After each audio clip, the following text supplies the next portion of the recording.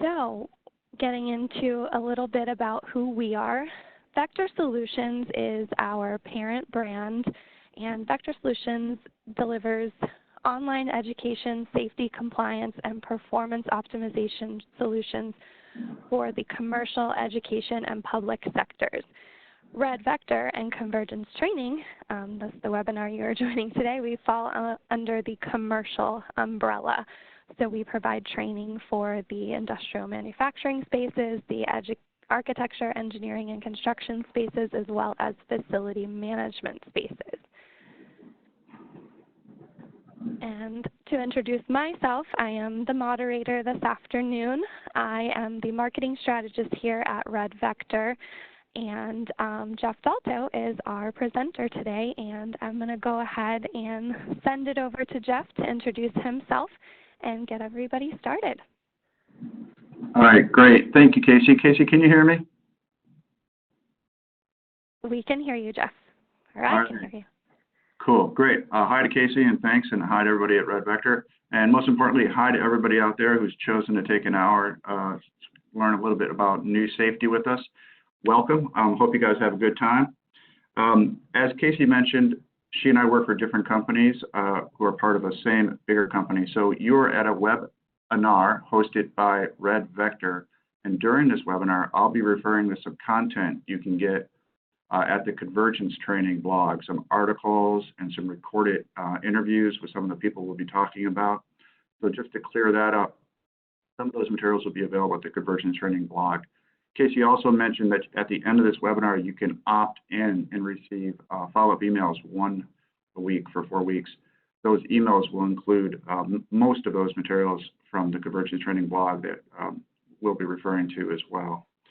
So a little heads up, I'm a learning and development specialist, not necessarily a safety professional. I have learned quite a bit. I'm pretty familiar with new safety, but you know, if we ask a whole bunch of questions, there might be a point where I don't have an answer for every single one. One of my primary interests in new safety, other than the fact I've worked in safety and safety training for 10 years or more, is its emphasis on learning, and we'll learn more about that as we move on. My goal today is to kind of point you in the right direction, get you maybe asking some questions and thinking some new thoughts, and get your juices flowing so that you can move on from here and learn even more. And I invite you guys all, if you are on LinkedIn, follow me on LinkedIn. I'll be continue writing about and interviewing people over time on these topics as well. And I'm going to share my screen now.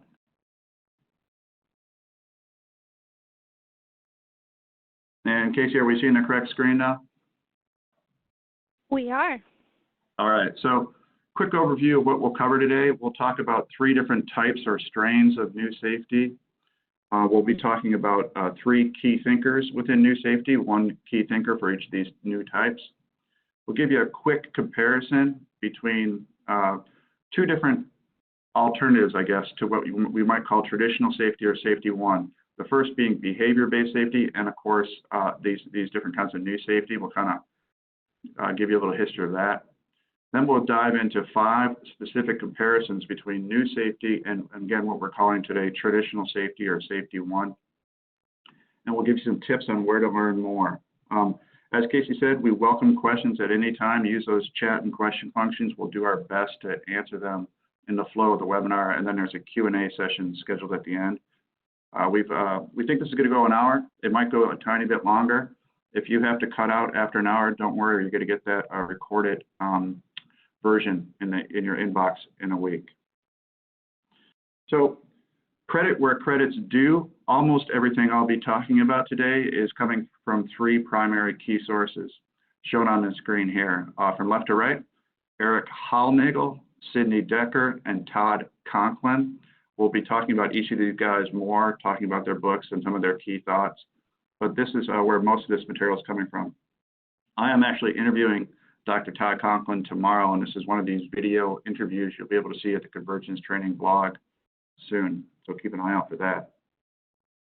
I've also had the good luck and good fortune to be able to talk about these issues with a lot of other safety professionals in the last several years, and in particular, I want to call out these 2 gentlemen.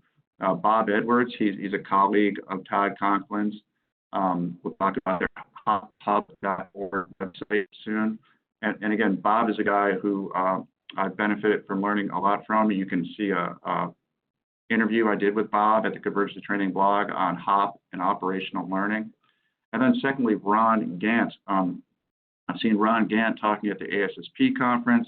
I follow him on LinkedIn, where he's a very interesting guy, telephone calls and emails. So a lot of credit to Rob, and we've had 3 interviews at the Convergence Training blog. I recommend you, actually 4, recommend you check them all out. And at times during this webinar, when I'm, for example, kind of characterizing these 3 different kinds of new safety, some of the stuff is just taken from email exchanges I've had between Ron and myself. So credit where all 5 of these people deserve all credit. Any mistakes in the webinar are mine, not theirs. I'm going to give you plenty of credit, Jeff. On that note, so is there one single type of new safety, or are there several types? Yeah, so we kind of hinted at this already. A lot of people who may not be familiar with this might have heard of new safety or something, and maybe not know that there can be some different strains or thoughts under that umbrella.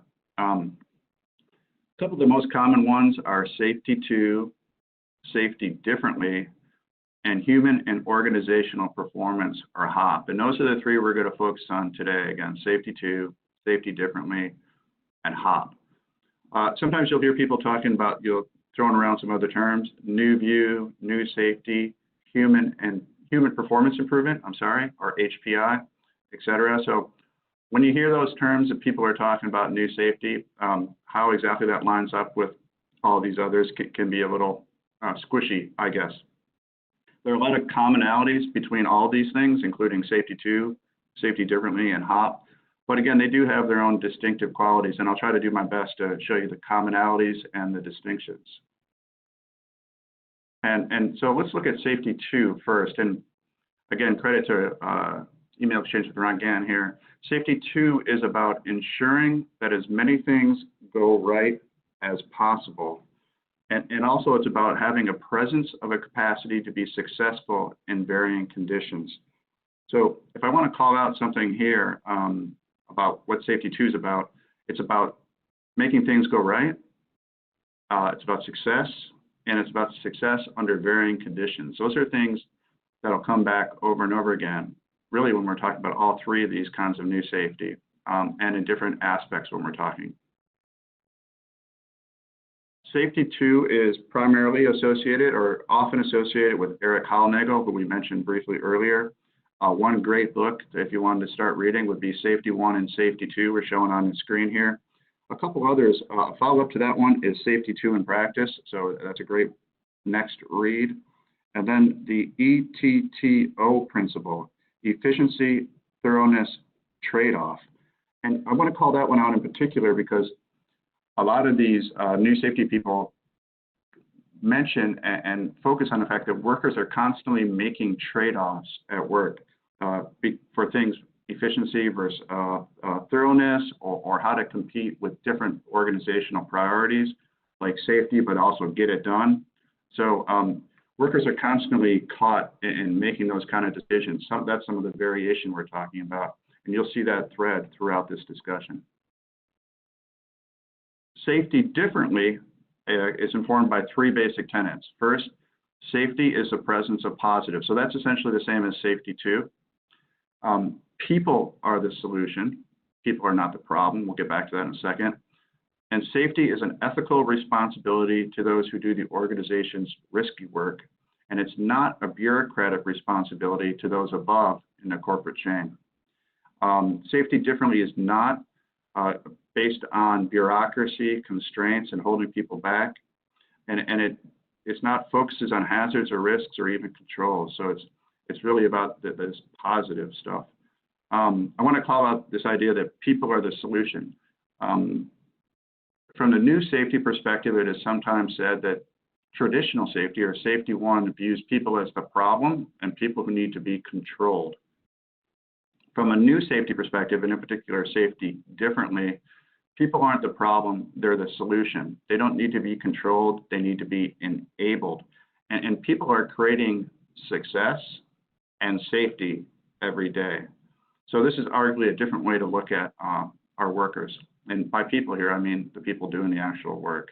It's also interesting here that the ethical responsibility to those who are doing the work and not a bureaucratic responsibility. And we'll talk more about this kind of like criticism of the bureaucracy of safety as we go on, including audits, incident rate reporting, reporting up to regulatory agencies and people higher up in the organization. And a classic guide associated with Safety Differently is Sidney Dekker.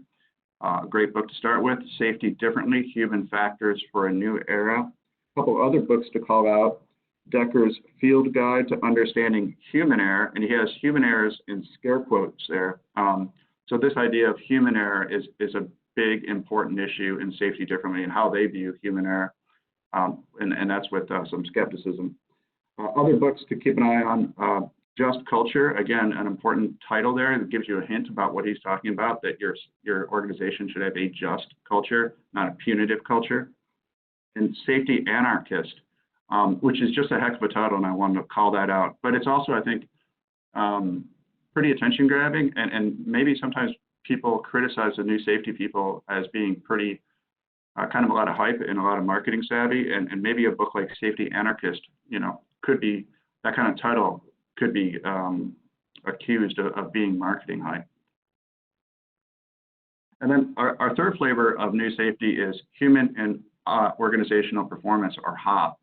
And HOP is based on understanding and eliminating human error through organizational learning and prevention through design.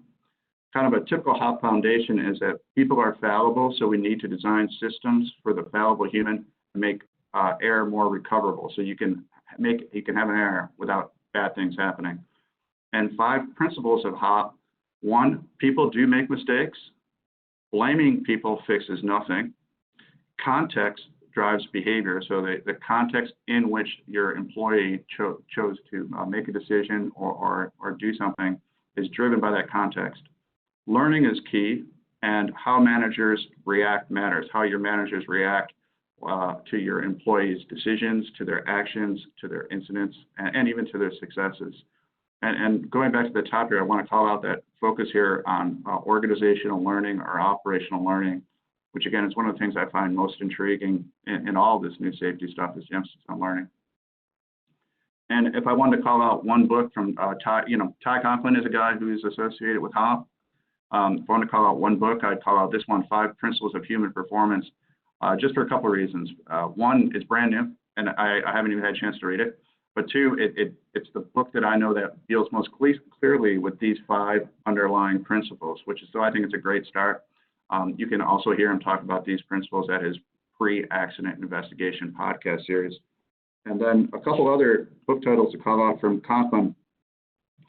Pre-accident investigations, that's a classic. Well, you should check that out. A second book called Pre-Accident Investigations, Asking Better Questions. And the subtitle of that book is really key because he's talking about the importance of asking questions. And he thinks that's a central role of a safety professional or a safety manager, is asking questions, not providing answers, not imposing solutions, not imposing controls, but asking better questions of your learners, of your workers, and that's how you learn. And then another book, Workplace Fatalities, Failure to Predict. And that's really interesting too, that book, the title, because it's focusing on workplace fatalities. And we'll get back to this issue of focusing on serious injuries, fatalities, or SIFs, as opposed maybe to some things that are less serious. And sometimes in new safety, you'll hear some kind of scorn and criticism of worrying too much about ankle sprains and similar small injuries. And we're going to do a poll in just a second, Casey, but have any questions rolled in first that we should address before the poll? We have not gotten any questions regarding new safety yet. We've had some, some audio people connecting to audio issues, but no questions yet. But hopefully we'll get some participation here with our first polling question. I'm going to go ahead and open this now. We want to know which new safety school or thinker have you heard of? Have you heard of none of these? Have you heard of Safety 2 with Hollnagel, Safety Differently with Dekker, or HOP with Conklin, or have you heard of all these people? Give us some feedback. I see some questions rolling in. A lot of people, most of the people on the webinar have not heard of any of these guys before. We've got a few saying all of them, a few saying HOP, so that's interesting. Yeah, a lot. I'm very surprised at the number of people saying they haven't heard of any of these new safety schoolers or thinkers before. Well, that's great. That means we've got an audience who's ready to learn, so that's exciting. So it sounds like none is the primary answer. I hope you guys, by the time the hour is over, we'll hopefully get you a nice little foundation and get you pointed in some good directions. And did you say there were some questions as well, or some interesting chats, Casey? Not any chats coming in about that. We've had a couple people answer in the chat saying that they've heard of none of them. So, yep. All right. Well, should we move on? I'll keep that poll open. Yeah, I'll keep the poll open. Let them keep rolling in. But, yeah, go ahead, Jeff. All right, everybody. So, when it comes to all of this new safety stuff, how does it fit in with behavior-based safety? Yeah, okay, thanks for asking that, Casey. And we mentioned earlier we'd address this issue. You know, if you have traditional safety, then there was this alternative called behavior-based safety, and then there was a new alternative called new safety. And how these are similar and different is debated. And unfortunately, it seems like in this world, there's almost never a single simple right answer to any question, it seems. But I'll walk you through a kind of interesting sequence of discussions and debates in safety, and we'll invite people to make up their own mind on this issue. So you can go on the internet and find the video that we have a picture of here. And this is Dr. Scott Geller on the left and Dr. Todd Conklin on the right. And they spoke at what was then the ASSE and is now the ASSP Safety 2017 conference in Denver, Colorado. And Geller discussed behavior-based safety, which he helped to originate, and Conklin discussed HOP, which of course he has helped to originate. And they each did a nice job of presenting their views about what their view on safety was. And then there was a discussion about whether or not these are the same or different. And it was kind of interesting. Geller on the left, the advocate for behavior-based safety, felt that they were saying the same thing and using different words. And Conklin on the right, the advocate for HOP, felt they very much were not saying the same things and that they were advocating different approaches, you know, fundamentally different and contradictory approaches. So I encourage you to go out and Google this video with Geller and Conklin at the ASSE conference talking about behavior-based safety and HOP. It'll take an hour, and it'll give you a great grounding on that. After that discussion, there was this article in the American Society of Safety Professionals Professional Safety Journal, integrating the best of BBS and HOP. So that's behavior-based safety and HOP. And it was these the authors' opinions, Josh Williams and Steve Roberts, that you could integrate both of these, behavior-based safety and HOP. And that article drew a lot of attention and got a lot of discussion. And as a result, Todd Conklin, at his pre-accident investigation podcast series, he put out an episode on his podcast series about this article. And about this issue of whether or not HOP and BBS were compatible and if you can integrate them both. And his answer was no, you cannot. So this is an open issue, and you guys, I encourage you to check out these three resources and come to your own conclusions on this. I guess if I was going to take maybe the point of view of somebody in new safety and tell you what they tend to think about behavior-based safety, it's that behavior-based safety is just another way to put the responsibility for safety and the blame for incidents on employees, maybe because they didn't have something called situational awareness or because they made human error or something like that. So from the new safety perspective, behavior-based safety is often criticized as being just another way to blame employees, as being just another way to absolve employers or management or safety professionals for responsibility for safety.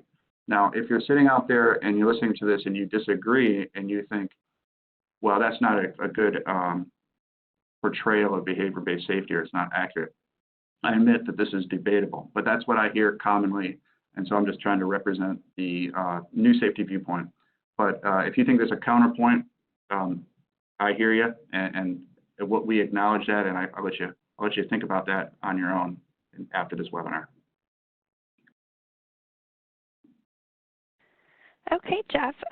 We also have some questions coming in.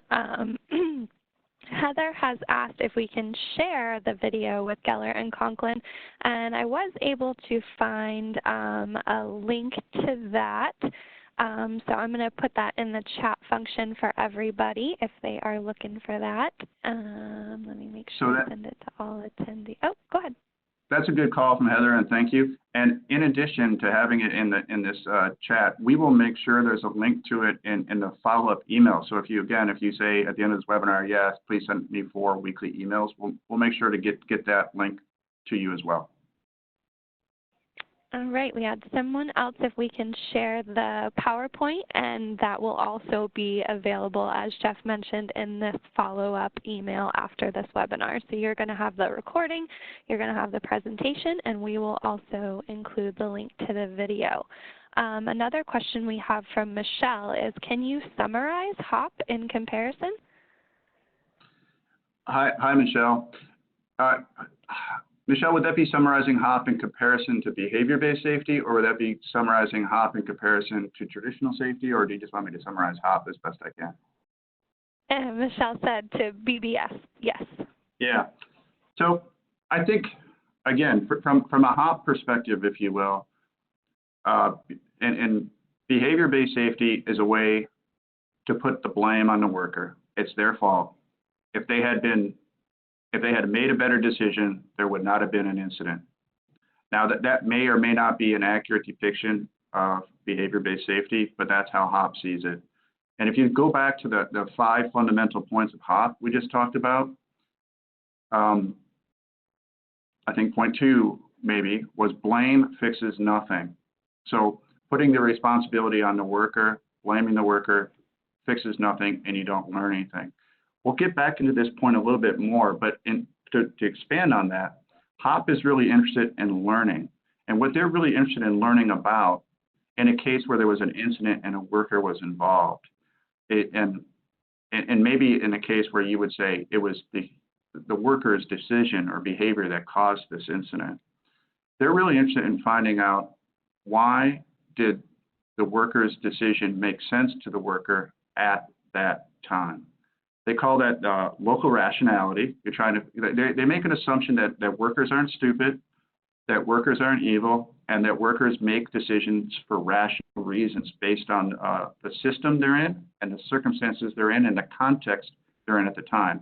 Again, you might remember another one of those 5 principles was context drives behavior.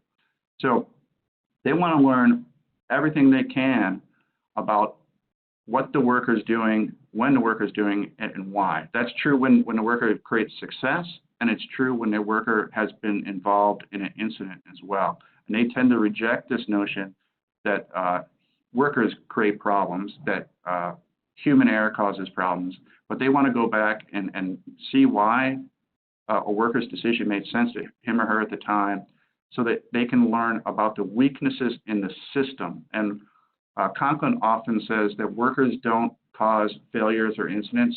Workers trigger failures or incidents because of the weaknesses in your system. And it's that learning that they want to do to identify those weaknesses and then strengthen your system. So I hope that helped, Michelle. All right. Another question that we got is, how much does new safety differ from what we might call safety, traditional safety, or safety 1? Right. So, and who asked that question? That was Joan.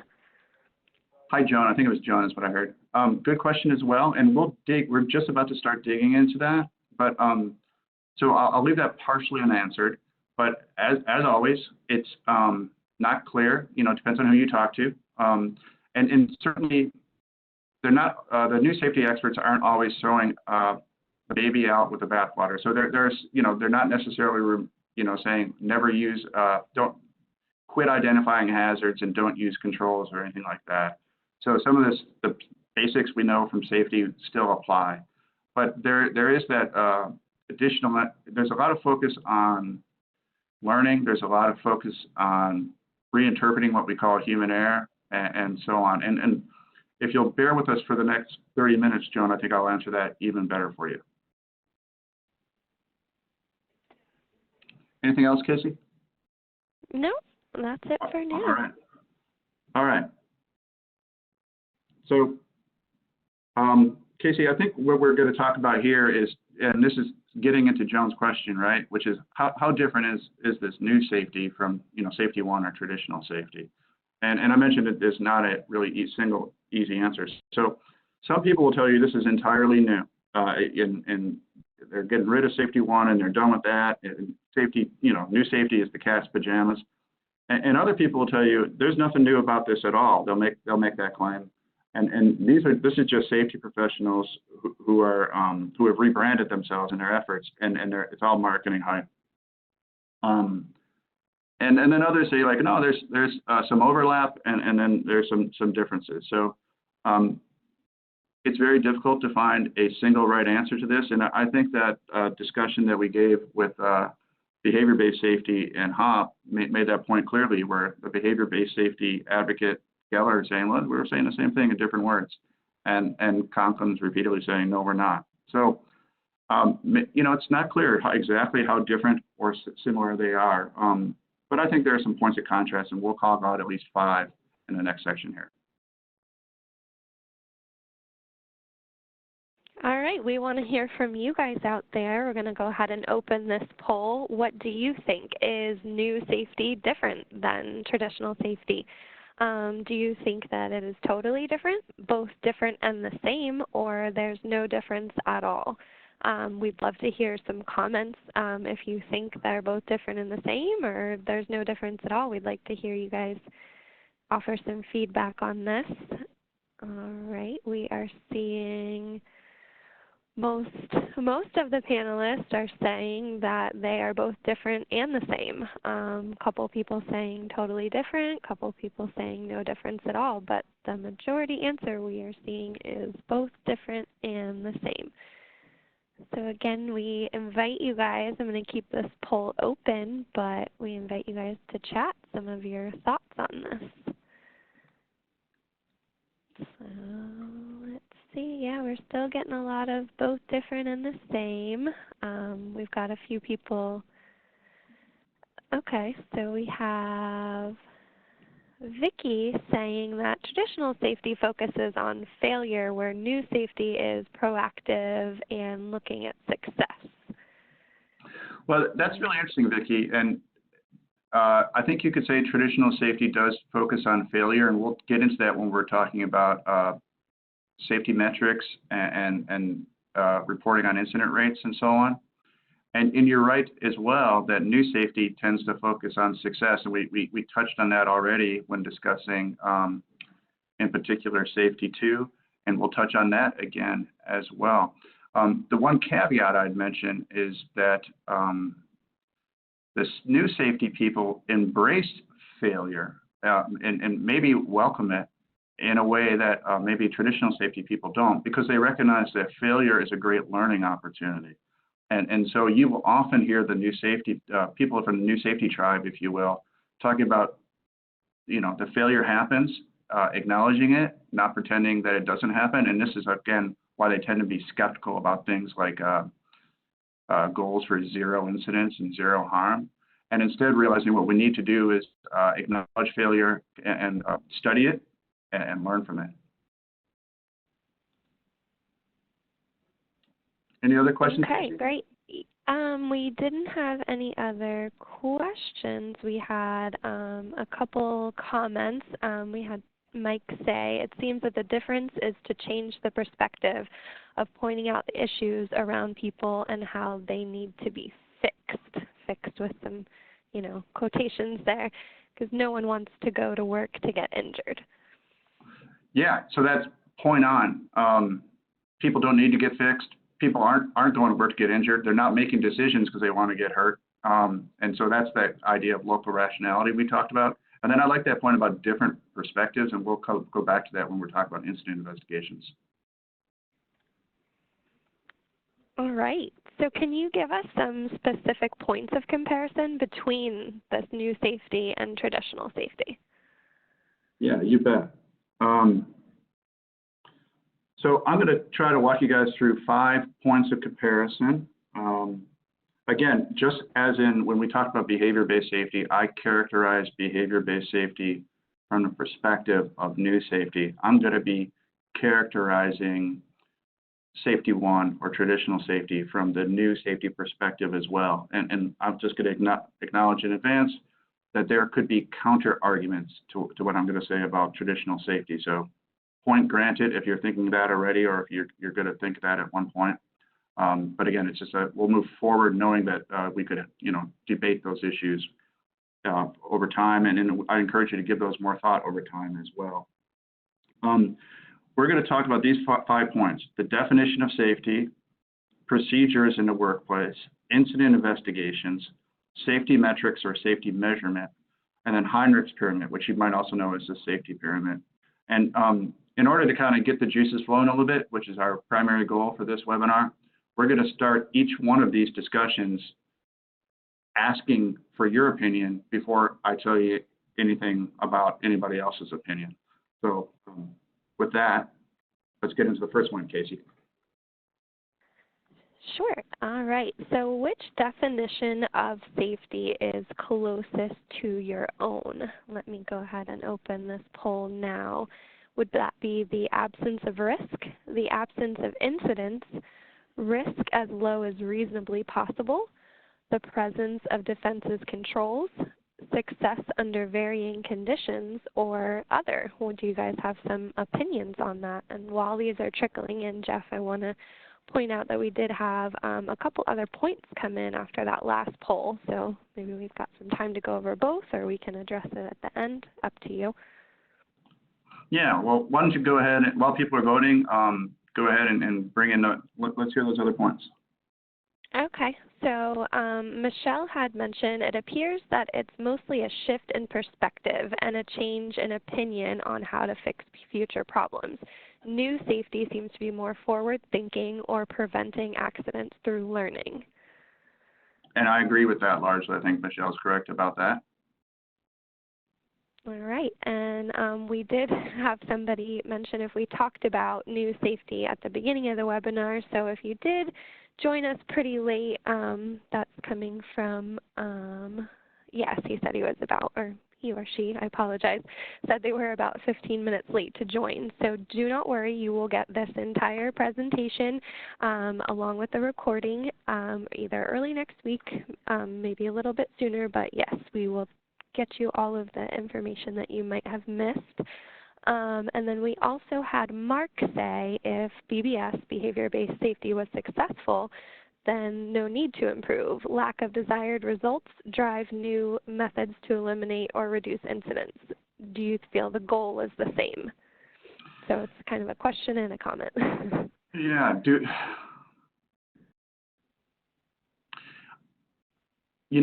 I don't know how I feel. I admit I am not an expert on behavior-based safety. I know new safety a lot better. Could you read his question comment again one more time, please?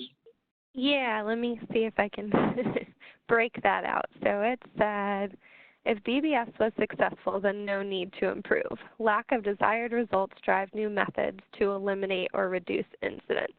Okay, so I think what he's saying there is BBS didn't work, right? I mean, I think that boils down to BBS didn't work, and that's why we came up with, we didn't get the results we wanted, and that's why we're trying something new. Right. Yeah, I agree. All Okay, so with this polling question, a lot of people, the majority of the people who answered are saying that their definition of safety closest to their own is risk as low as reasonably possible.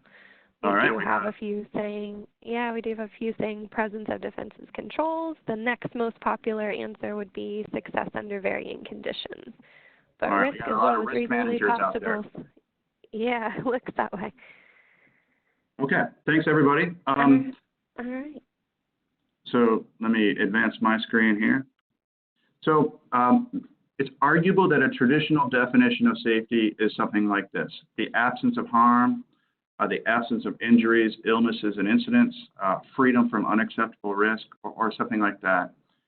You certainly hear these kind of things commonly said. You see that when people are measuring safety and so on. And in some ways, these are reasonable kind of common sense definitions of safety.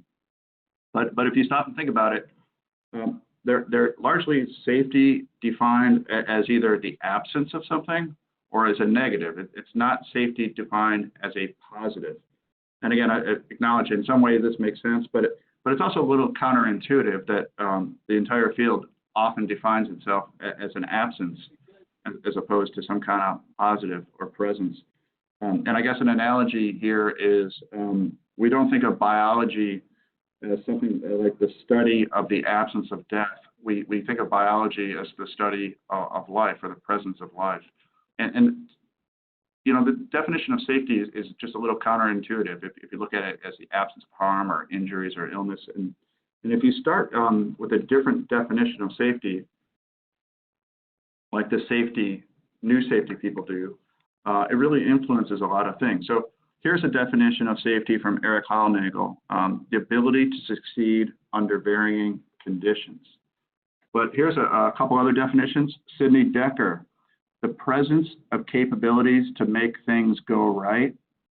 Todd Conklin: the presence of defenses and the ability to perform work in varying and unpredictable environments. So, you know, we keep seeing in these new safety definitions, we keep seeing this idea of success and getting work done. We keep seeing also this point about varying and unpredictable environments. So I think that's a big difference right off the bat is how you view your profession and how you view this idea of safety in the industry you're in. And I think that's going to, you know, your definition of safety is going to affect how you practice safety, how you communicate about safety, and how you measure safety, or really even if you do. So that's, I think, one of the 5 points of comparison I want to make right there. And Casey, we're ready for a poll to introduce our second point, but any comments or questions we should field before we move forward? Yeah, we got a couple of comments that came in a little bit after our last polling question. A couple of people saying we need to move away from the negative and focus on the positive. It's time for that to happen. All right, you've got a budding new safety pro out there.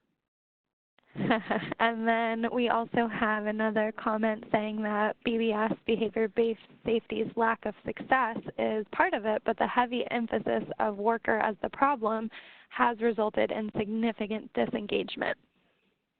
I would agree with that as well, and I think Conklin and others would agree with that as well. So good points all around. All right, so to our next polling question, as Jeff mentioned, out there, do you expect your workers to always follow procedures? Do you, yes, always expect it? No, it's not really reasonable, or other? And if you're selecting other, I'm opening that poll now, sorry about that. If you're selecting other, we want to know what is that gray area for you. So we've gotten this open now. Quite a bit of no's, actually. Oh, now it's a tie. It's like a race here. So we did have a comment come in case a procedure is wrong, the worker should have the initiative to decide. Right, and clearly, if it's wrong, of course, wrong is a debatable word, isn't it? But Kate, point taken, but you know, a lot of things can be viewed as wrong by some people in certain circumstances and not viewed as wrong by other people in different circumstances. So when it comes to the poll, it's pretty interesting that yes and no are almost neck and neck. We've got a little, we've got a little over half saying yes, but then only a couple less than that saying no, and then, you know, the remainder kind of saying other. All right.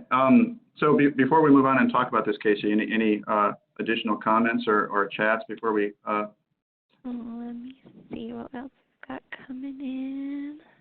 So we had a couple people say, I don't expect workers to follow procedures. I expect procedures to be created in consultation with workers, and then they follow them because they know and have the desire to follow them as it's the sensible thing to do. So I think that first point in particular is really important, that workers should be involved in the creation, and we'll talk about that. And then, and I just noticed a feature in the webinar I hadn't noticed before, and I see my friend Pam Molaski's out there, and she said that procedures aren't always perfect. I agree with that, and we'll talk about that as well, or don't always apply. And that's kind of the point I was making about this, the word wrong can be gray. Yeah, she says hello, too. I saw that. I just learned this new feature. Yeah. We have Vicky saying they should follow procedures under normal conditions. In emergency or outside normal, they should be able to deviate with their best judgment. Experienced employees are well equipped to handle these decisions. Yeah, so I think a new safety expert would agree with that as well, and especially like making decisions under those varying conditions that we've been talking about repeatedly. All right, so what was our final count there? What did the percentage break down here, Casey? It's still pretty even. 28% saying yes, 22% saying no, and then the remainder saying other. How many others do we have? What percent is that? 13%. We've got some people not participating in the poll, so it's interesting. What imagine we encourage you guys to get out there. On the other hand, maybe they have a day job. Okay, great. Well, let's talk about that a little bit more. So you can argue that a traditional safety one approach is kind of driven by procedures and an expectation that workers are going to follow them. Admittedly, once again, you can make debates, and there are shades of gray here. But the idea is often that these procedures are written by managers, people who don't actually do the work. And a lot of times the new safety people call this people at the blunt end. And we did have somebody already, I can't remember the name, I apologize, say like the workers should be involved in creating procedures. But oftentimes they're created by managers. Oftentimes there's an expectation that people should follow them. Oftentimes, if workers don't follow procedures, they might be subject to some form of punishment for not following that procedure. And oftentimes in an incident investigation, after an incident has occurred, you'll see something like worker did not follow the procedure. So again, you can make counterpoint arguments on this stuff, but that tends to be somewhat of a common thing in safety one or traditional safety. And this is, again, part of that emphasis on bureaucracy that sometimes is associated with safety one, and that in particular safety, people in safety differently, but other new safety pros as well would kind of object to. And then looking at this from the new safety perspective, you often hear a discussion of what they call the black line and the blue line, or you'll also sometimes hear them talk about work as planned versus work as performed. And this black line here represents work as planned. It's the work as sketched out in a very linear flow in your job procedure. And again, this is maybe there's an expectation that your worker is going to follow this black line from the left side to the right side in a completely linear cause and effect next button chain of sequences. But oftentimes workers can't follow that black line, that work is planned. And what they do is represented by this blue line, which is work as really performed. And this blue line represents the fact the worker is constantly making adjustments and suiting that procedure to the work environment based on those varying conditions we've been talking about repeatedly. And the new safety experts often say that what you really need to do is you need to study this blue line, and you need to study the gap between work is performed and work is planned. And there's a lot of very valuable safety information here. You don't need to require people to always stay on the black line. You don't need to punish people for being off the black line. You need to let workers make the kind of adjustments and use the kind of experience that one of our audience members talked about earlier at the time, based on those varying conditions. And you also need to develop trust between workers and safety professionals, so you can talk about this and learn about operational learning, what the worker is really doing out in the field for his or her job. And this yellow line here, this represents a safety barrier, if you will, or a safety envelope on the bottom side of the screen. And in some cases, well, the same thing that your worker does that creates success and safety, which is, you know, working and making variations to get the job done. Sometimes that same thing will trigger other events in your other conditions in your system and create what we would call a failure or an incident. And so we're seeing two incidents represented here. And if you're constantly communicating with your workers about the work as performed, maybe this will help you identify the weaknesses in your system and avoid the incidents that we would see represented here. And then the yellow line, sorry about that, yellow line at the top, this represents kind of the boundary of work is performed. And then the spike above it represents an innovation. And so again, if you're constantly studying work is performed with your workers, yeah, you can hopefully anticipate and eliminate some incidents, but you can also capture these innovations and then not just learn about them, but also share that knowledge with other workers to make your workplace more efficient all around for the entire workforce, not just for one worker. So a lot of times you'll hear this is kind of a more common viewpoint in new safety than the idea that everyone has to follow my procedure. It's this idea of workers work on the blue line, and we want to study work as performed so that we can learn more and make a safer system. Casey, any questions about that before we move into our next poll for issue 3?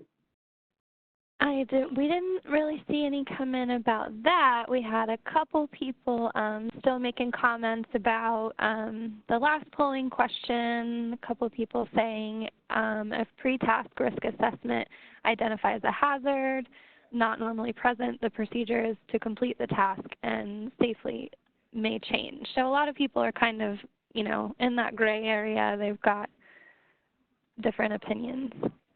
Great, and if I could go back, I apologize. A couple things I wanted to say here. This squiggly line, the worker doing different things based on the conditions. We talked about earlier about workers are the solution. This is a representation of the worker being the solution, creating success, creating safety based on conditions in the field at the moment.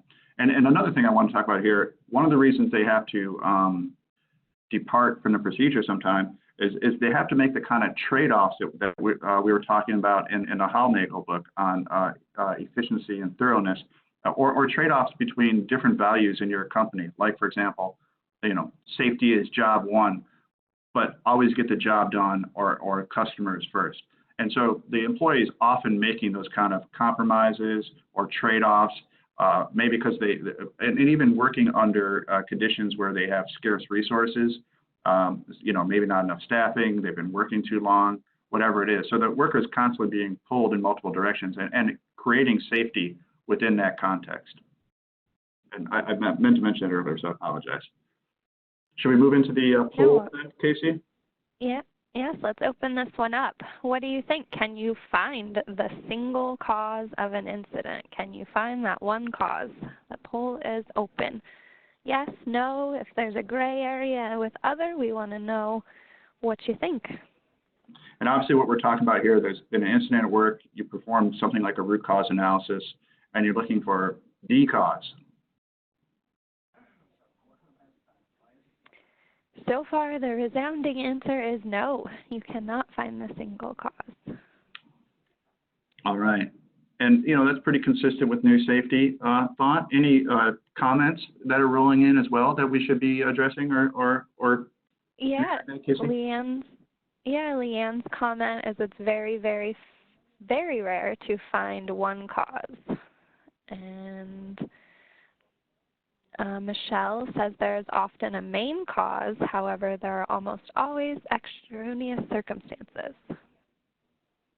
All right, so we have a lot of proponents for multifactorial or multi-causal incidents. What's our percentage on this one? Is it?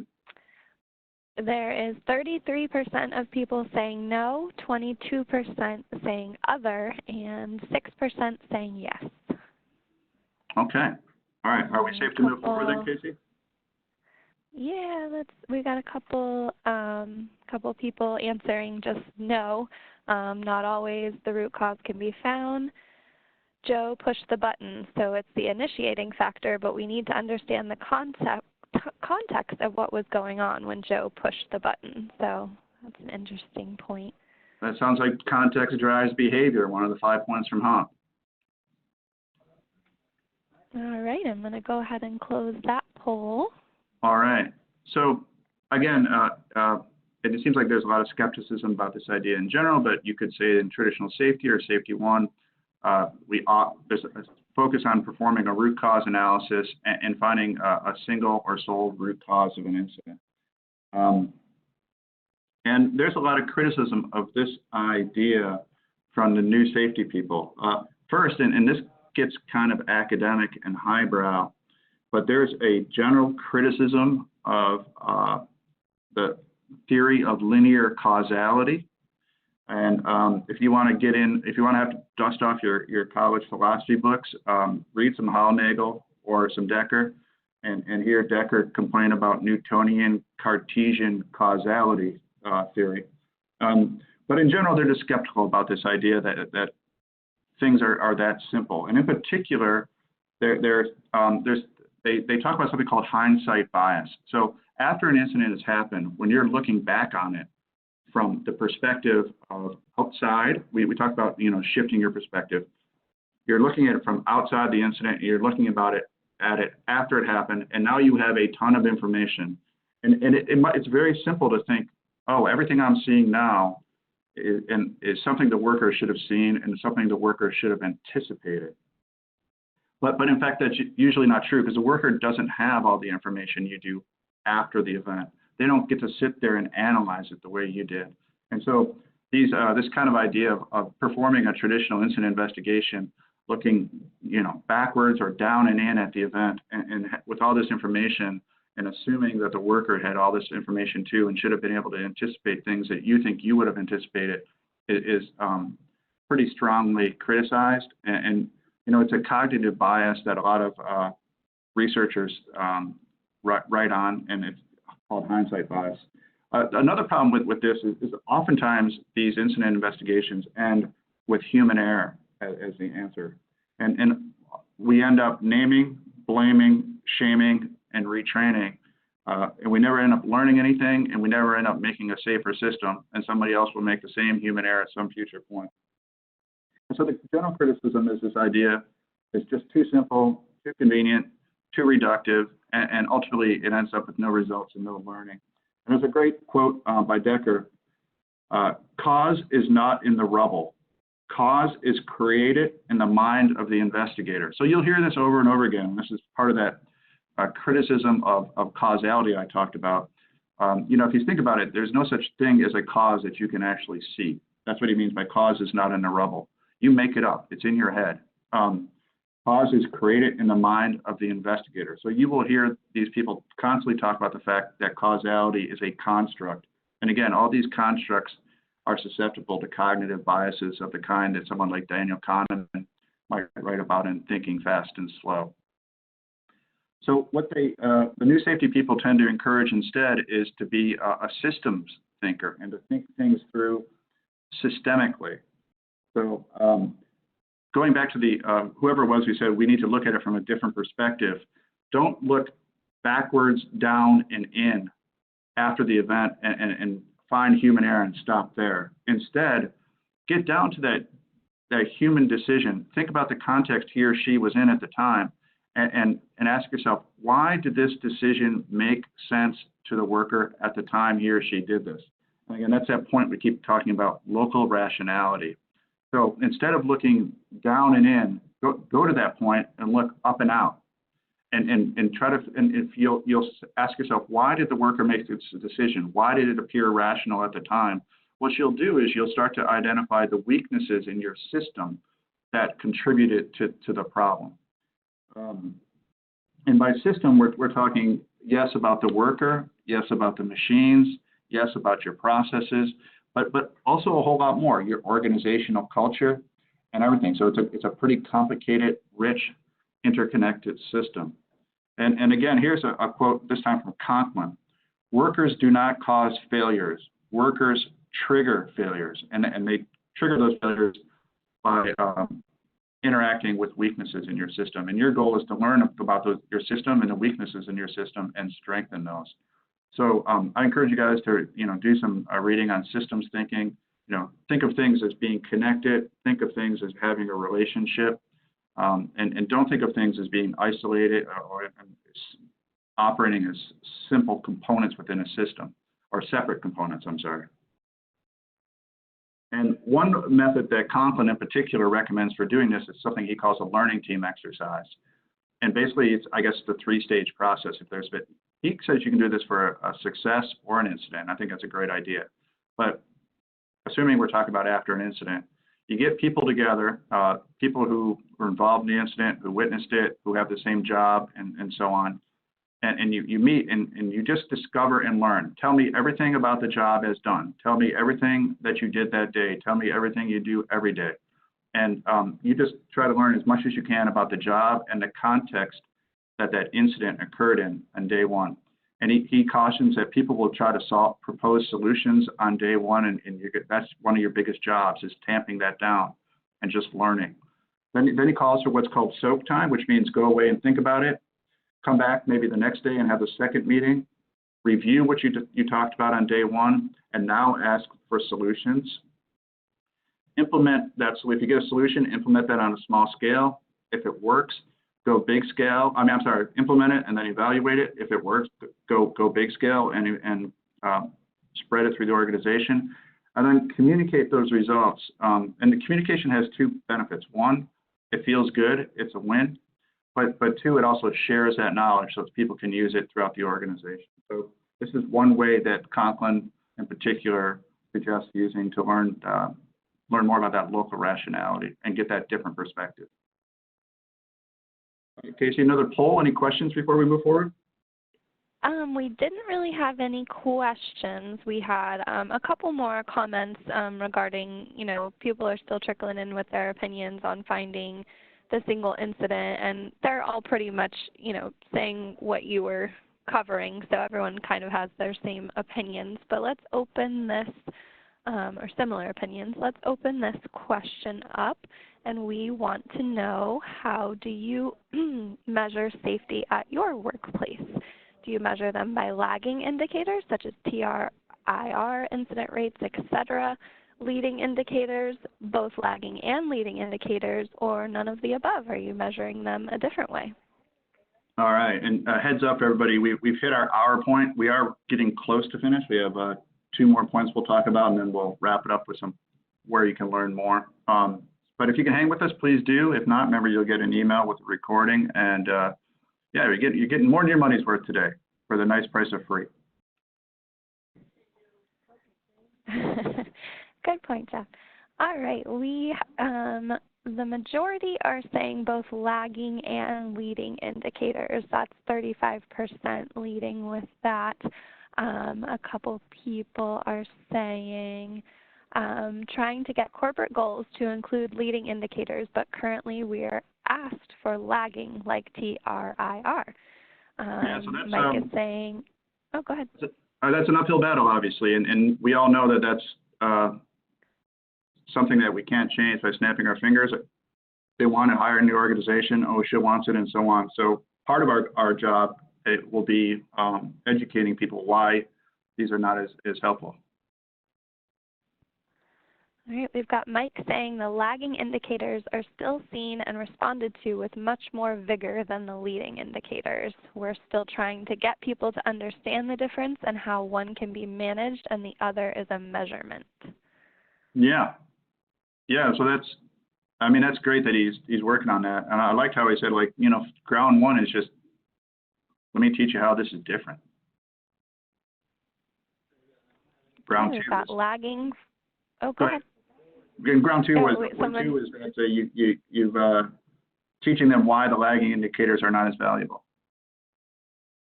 And then we have someone else saying lagging for the time being, but they want to try to include leading ones in the future. And I saw Pam saying, reminding us that Deming says, what gets measured gets done. So if we're focusing on lagging indicators, that's where all your work's going to go. Okay. All right, what are our percentages, Casey? Yeah. It looks like both lagging and leading is taking the lead. 42% saying both lagging and leading. We only have one person saying none of the above, and then we've got 10% for lagging and 2% for leading. All right. We had another comment. If we could get large buyers like oil and gas, mining, to move away from only using lagging indicators to assess contractors, that would be moving forward in the positive direction. It's tiring to see the games being played with the stats to win bids. Yeah, that's interesting. So I was at an industry safety conference recently where the industry itself was having they brought in a bunch of people, safety managers from different organizations. So it was like 25 people in a certain industry and their offices in Washington, D.C. And they had invited the oil, somebody from petrochemicals and the oil industry, and we're talking about the importance of moving away from lagging indicators and TRIR in particular. So maybe there's a beginning of a change there. Okay, we have some people agreeing with Leanne on what she said as well. So leading indicators, another comment, leading indicators are measures of effectiveness of preventative controls, which are system components. With Safety 1, for example, BBS, these do not commonly exist. All right. Okay, all right, so I'm going to go ahead and close lots of good stuff on safety poll. metrics. So if we've characterized fairly or unfairly Safety 1 or traditional safety as being somewhat obsessed with lagging indicators, and you know, I acknowledge it's not as if plenty of people in Safety 1, if you will, are familiar that this is maybe not the best indicator, but they're still commonly used as we talked about. And there are some common criticisms about it. First of all, and somebody already mentioned, I'm sorry, I don't know the name, lagging indicators are about things that already happened. I can't change them.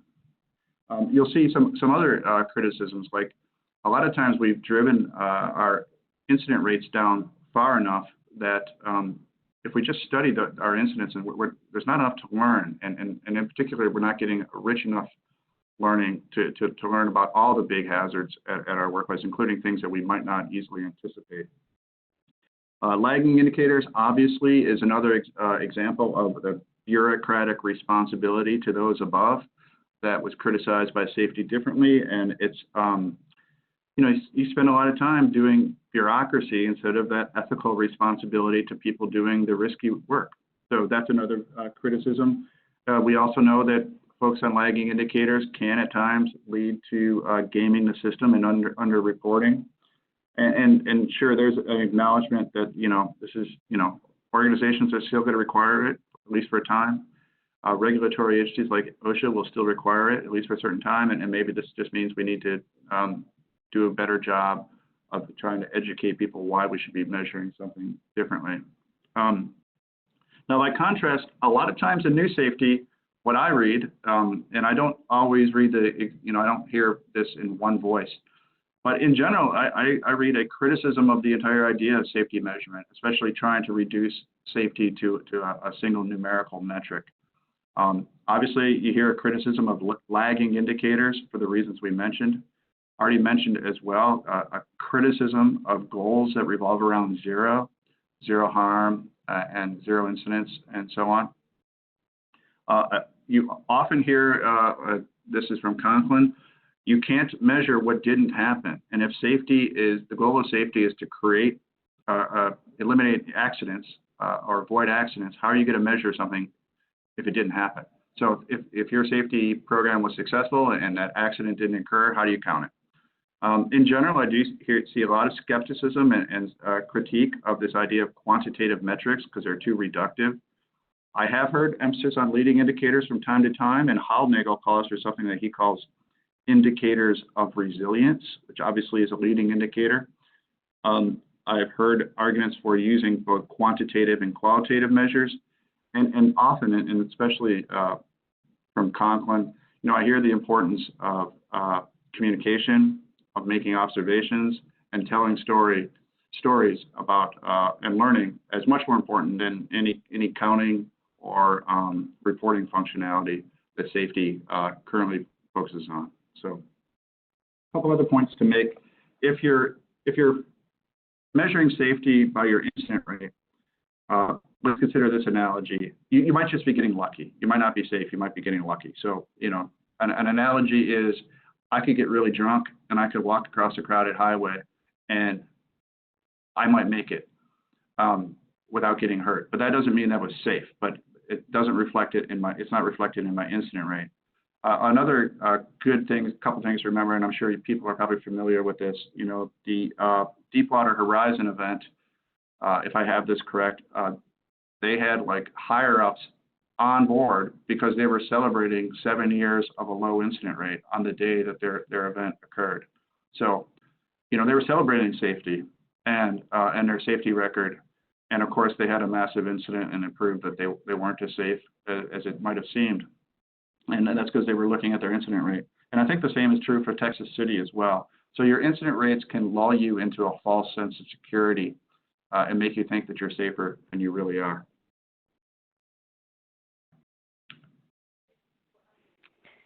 It's funny you say that, Jeff, because right before you made that point, we had an attendee say the absence of incidents doesn't mean you have a great safety program. It only means that you were lucky. All right, I got to buy that man or woman a beer. They beat you to it. All right, so our next polling question, I think this might be our last polling question.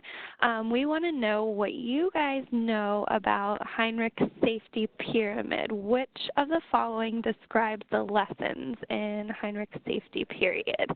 Is it reducing minor injuries reduces major injuries? Reducing near misses reduces major injuries? Reducing safety observations reduces major injuries, or reducing at-risk behaviors reduces major injuries? Or is it none of these, or do you have another opinion from the safety pyramid? And while people are voting, I saw briefly a comment, I think from Joe, flash in saying, hey, everyone says to use leading indicators, but nobody tells you which leading indicators to use. And I think that's a good point. I would encourage you to, go to industry organizations and ask what, people in your industry are doing, but there's a great report by the Campbell Library that gives some examples of leading indicators to use, and we have a blog post at the Convergence Trading blog about leading indicators for safety, and I will add that to the follow-up emails. So thanks to Joe for calling that out. Okay, Vicky's also saying, I don't think it was aimed at reduction, it was intended to highlight that you need to look at close calls and near misses to help reduce more serious incidents. That's what she's saying about the safety pyramid. That's a great point, and we're going to acknowledge that and then dodge it. But it isn't clear at all what Heinrich intended when he wrote, when he first talked about the safety pyramid, and there's a good debate about that. And I think was her name Cindy? Was that right? Vicky. Vicky, sorry. So I think Vicky's right, and she's opening a great point, and I'm just going to acknowledge it. But I'll say that I'm not certain that Heinrich meant his safety pyramid to be interpreted in the way that it often is.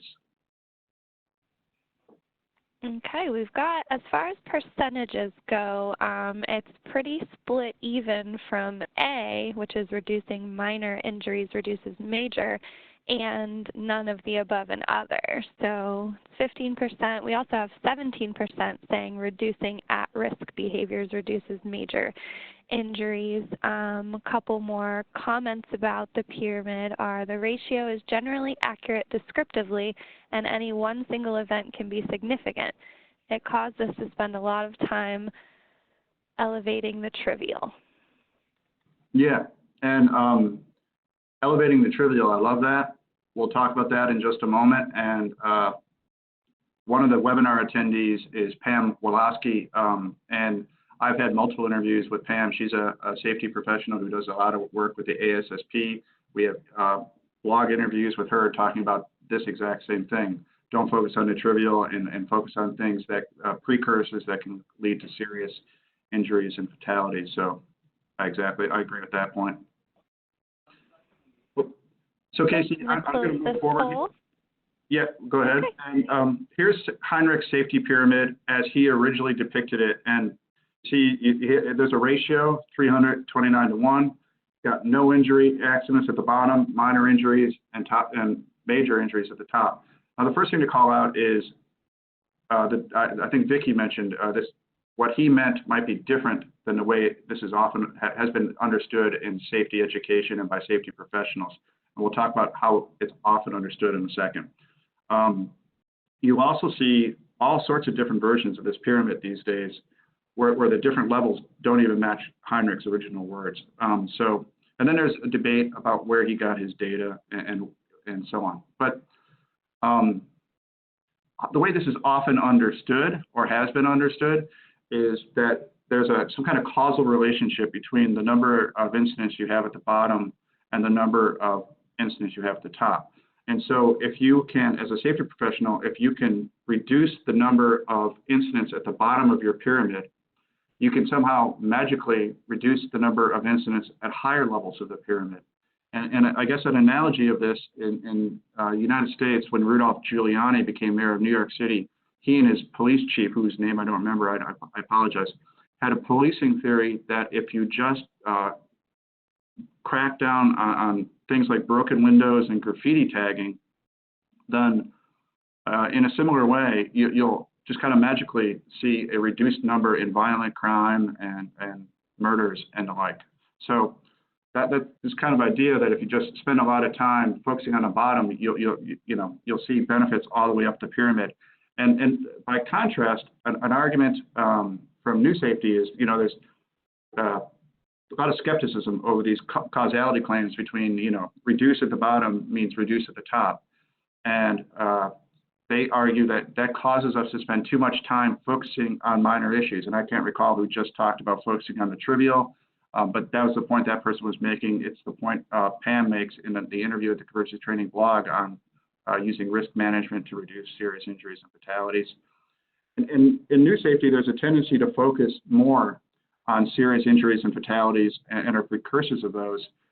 Sometimes a little derisively, they talk about spending too much time on ankle sprains, and they'd rather spend more time on these serious injuries and fatalities. And I'll remind you that one of Conklin's books is about fatality prevention. So I think that shows you how they prioritize SIFs, if you will. And we're going to wrap it up with some tips on where to learn more, Casey. Before I do, any other comments out there? Yeah, we had a couple comments from people. Having a good reporting system allows us to concentrate on SIS or high-risk task.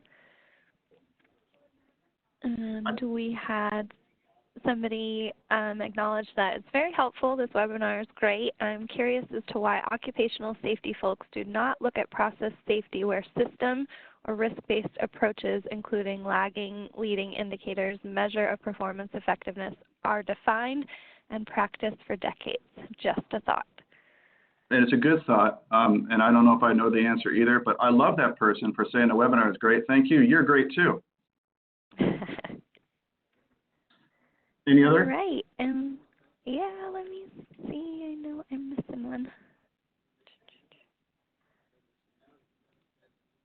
Oh, here we go. This was great. She said this is good. Thanks. Hashtag safety by positivity. All right. A lot of people. And then, hi, Jeff. This has been great. I highly recommend people check out Todd's podcast. Looking forward to learning more. Todd Conklin is the keynote this year, and both of you are each presenting breakout sessions at the Washington Governors Conference in September. So you're getting another plug. Hi, Rebecca Llewellyn. All right. I didn't know Todd was going to be there. That's exciting. All right. Okay, so a few tips for where to learn more. Where can people learn more? All right, thank you. Sorry, I stole your line there, Casey. That's it. So obviously, I think people should go to the horse's mouth, if you will, and I recommend the books I called out from Hollnagel, Dekker, and Conklin. Remember, you'll get this PowerPoint, so some of the titles are there for you. I don't recall, I think maybe it might have been Pam who mentioned Todd Conklin's Pre-Accident Investigation podcast series. I recommend that. It's a great recommendation. I'm a big fan of a website called safetydifferently.com, which is put together by Ron Gant and somebody else who I've forgotten. I apologize to person 2, but that's a great site. There's a new site that I've just learned of called hophub.org.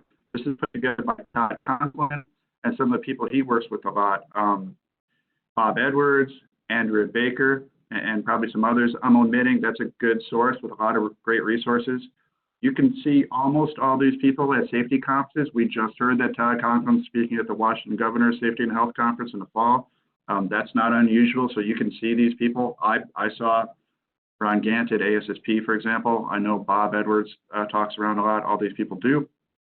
And hopefully we have some useful information for you as well at the Convergence training blog, so I encourage you to check that out. One voice I'd like to call out is a kind of interesting safety professional who actually calls himself the safety methodologist and also the Indiana Jones of safety, and that's this guy here, Karsten Bush. And I really recommend this book, Safety Myth 101. Check out his website, mindtherisk.com. And again, this is another case where we have had an interview with him. You can catch that at the Convergence Training blog. You can read it or watch it in video. And I mentioned earlier, I'm not a safety professional. I'm an L&D guy. So to throw a little bit of a left curve at you, a lot of this stuff is based on learning. And so I would recommend you do some reading in what's called learning organizations. And here are 3 resources for you. The kind of seminal book from the 1990s, Peter Senge's The Fifth Discipline. In the middle, this Harvard Business Review article is Years of Learning Organization by Garvin, Edmondson, and Gino. And I recommend reading more stuff by Garvin, Edmondson, and Gino. And then on the right, Amy Edmondson's book, that's Edmondson from the article in the middle as well. The Fearless Organization, Creating Psychological Safety in the Workplace for Learning, Innovation, and Growth. So I think this learning organization theory, in many ways, is the underpinning of new safety. To that point, I would encourage you to check out some learning organization and learning agility professionals. 2 that I really like. Again, we have interviews at the Convergence Training blog. On the left, Arun Pradhan. On the right, Michelle Ockers.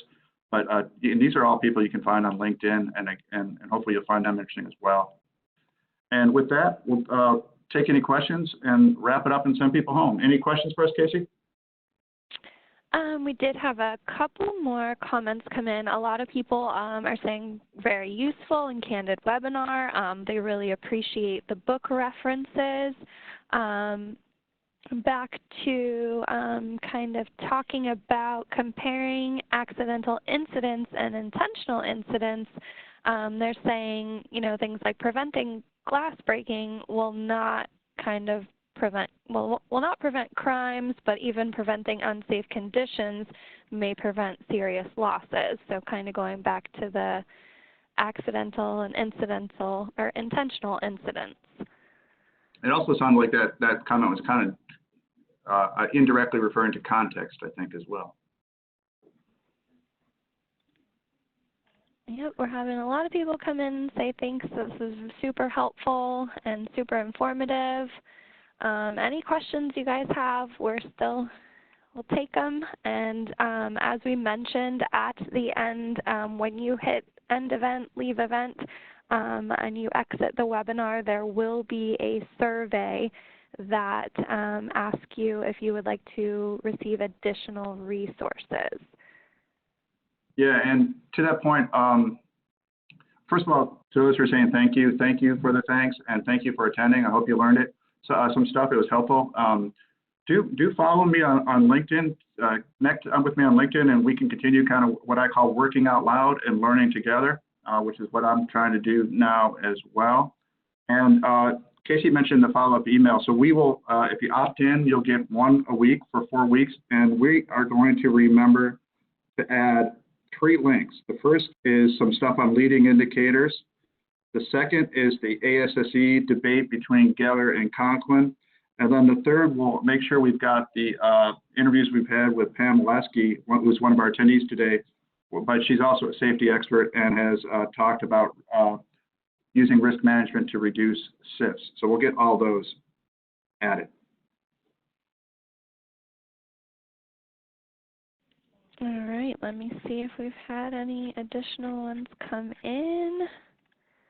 Looks like, unless I'm missing anybody, and I apologize, I do not see any additional questions.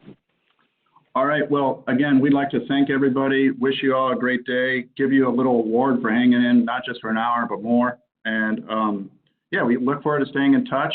So keep in touch with us on LinkedIn on this issue.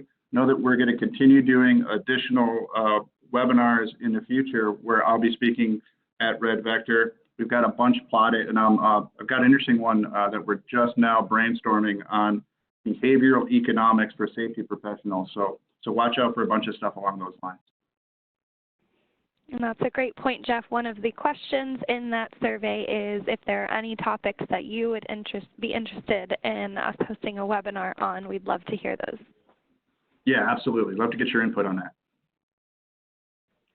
All right. Thanks, Jeff, and thanks, everybody. Thanks, everybody. Have a great day.